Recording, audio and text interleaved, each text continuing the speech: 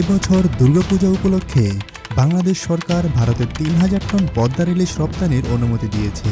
কিন্তু দুর্গাপূজার সাথে ইলিশ খাওয়ার সম্পর্ক কি?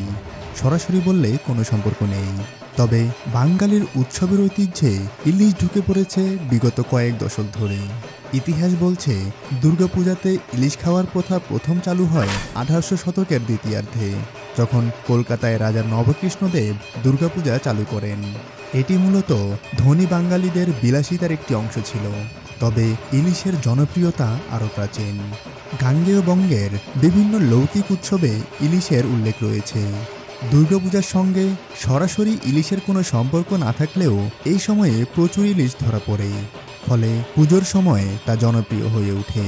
বিশেষ করে পদ্মার ইলিশের চাহিদা তখন তুঙ্গে থাকে। তাই ধর্মীয় আচার না হলেও ইলিশ এখন দুর্গাপূজার একটি অবিচ্ছেদ্য অংশ হয়ে দাঁড়িয়েছে।